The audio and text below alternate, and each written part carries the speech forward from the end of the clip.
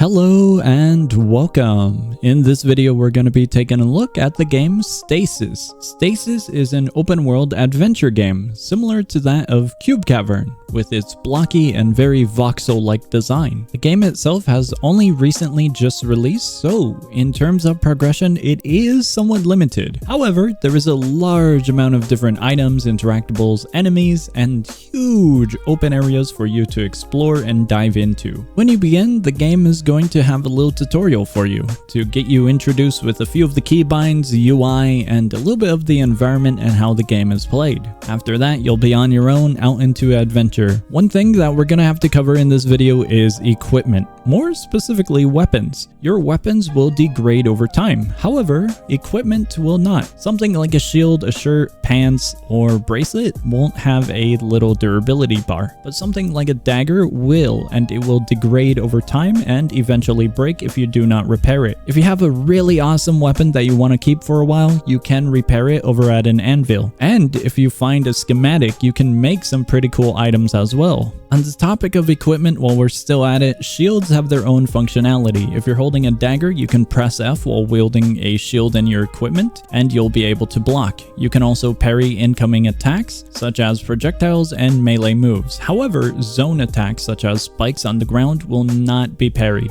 Weapons also have an additional feature. If you right-click, you'll do a heavy attack for double damage. While we're at it, let's go over crafting. There are a few different areas where you can interact, craft items, and enhance them. There is an enchanting table, there's a little brewery station like a cauldron or a pot where you can make food, there's a crafting table for all of your general needs such as weapons, armor, boots, and anything else. The anvil is for repairing, renaming, and redesigning, and there's a few cosmetic areas if you go into one of the towns for dyes and recolors. However, the main thing we want to focus on is crafting. This applies to items such as weapons and also food items. Whenever you craft a item, you have a chance to get a higher tier. There is a tier system where an item can have no stars, 1 star, 2 star, 3 stars, or 4 stars. The higher the star, the more attributes it will have. For example, let's say you craft a food item. This food item is no stars. It might have a little bit of a health regen, maybe a little bit more hunger, but then you craft another one. This one is 4 stars. This one will have maybe some attack increase, some better health regen, and so on and so on. Additionally, the more stars an item has, the more valuable it is. So if you do go to a merchant and you sell an item,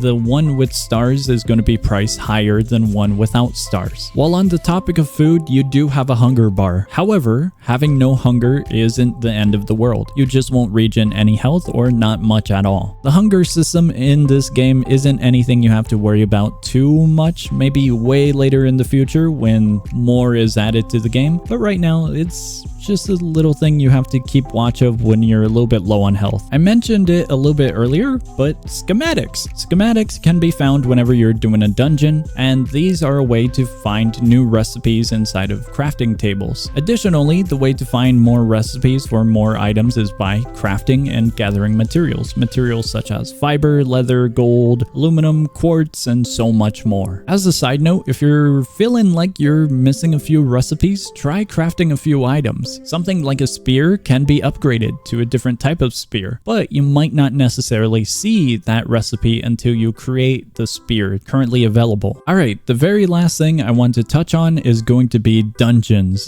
Dungeons are going to be massive areas where you can gather tons of resources, fight enemies, bosses, and progress. These are going to be quite difficult. Some of them have bosses currently, some of them don't. Some of them have multiple layers, and currently right now, what it seems to be is that there's going to be bosses in all of the future dungeons, and it's going to be a way for players to progress into new sections of the game. Additionally, in these dungeons you can get new materials, and also it's an easy way to find things such as the schematics as mentioned, and great for farming chests. Alright, time for the fun stuff, customization. I mentioned it a little bit earlier, but there's a dyes station. This is where you can colorize your different items, you can customize your attire, and you can find shops where they sell different cosmetic shirts, pants, and accessories for your character. You can also find very special dye which have cool effects. However, these do cost Robux inside of the shop, and a little bit of a silly aspect with customization is that you can edit